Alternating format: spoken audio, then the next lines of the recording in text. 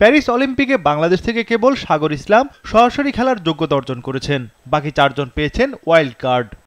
দেশের প্রতিনিধিত্ব করার উদ্বোধনী অনুষ্ঠানের প্যারেডেও নেতৃত্ব দেবেন সাগর, অর্থাৎ বাংলাদেশের পতাকা বহন করবেন তিনি।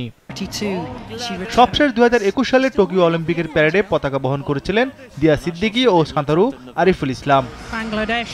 এর আগে 2016 রিও ডি জেনিরো অলিম্পিক গেমসে বাংলাদেশকে নেতৃত্ব দেন গলফার সিদ্দিকুর রহমান।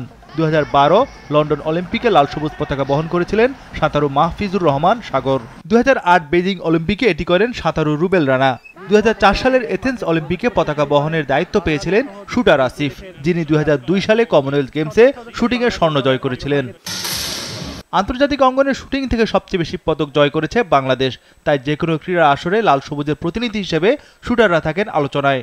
রাইফেল হাতে এবার দেশের একমাত্র ক্রীড়াবিদ হিসেবে অলিম্পিক গেমসে অংশ নেবেন রবিউল ইসলাম। আসরে সেরা 8-এ যাওয়ার লক্ষ্য নিয়ে খেলতে গেছেন তিনি। আগামী 28 জুলাই রবিবার 10 মিটার এয়ার রাইফেল বাছাই খেলবেন রবিউল। সাঁতারে বাংলাদেশের সামিউল ইসলাম রাফি ও সোনিয়া খাতুন এই 2 জন থাকছেন প্যারিস অলিম্পিকে। দুজনেই দেশের জাতীয় পর্যায়ে স্বর্ণজয়ী তারকা। অলিম্পিক গেমসের আগে থাইল্যান্ডে অনুশীলন করেছেন নৌবাহিনীর রাফি। আসরে রাফি অংশ নেবেন 100 মিটার ফ্রি স্টাইলে। আগামী 30 জুলাই মঙ্গলবার হিটে অংশ নেবেন রাফি। অপরদিকে সোনিয়া খাতুনের ইভেন্ট 50 মিটার ফ্রি স্টাইল। সাঁতারে আগে রিও অলিম্পিকে সোনিয়া আক্তার নামে আরেক সাঁতারু 50 মিটার ফ্রি স্টাইলে অংশ নিয়ে হিটেই বাদ পড়েছিলেন। এবার সোনিয়া খাতুন সেই সোনিয়া আক্তারকে ছাড়িয়ে যেতে পারেন কিনা সেটিই দেখার অপেক্ষা। আগামী 3রা আগস্ট শনিবার পুলে নামবেন নৌবাহিনীর এই সাঁতারু। তবে দেশের সব ক্রীড়াপ্রেমীদের চোখ স্প্রিন্টার ইমরানুরের দিকে।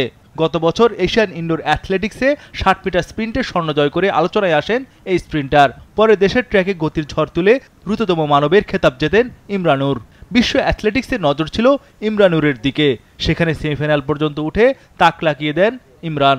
আগামী 4 আগস্ট রবিবার প্যারিসে 100 মিটার স্প্রিন্টের হিটে অংশ নেবেন ইমরানুর।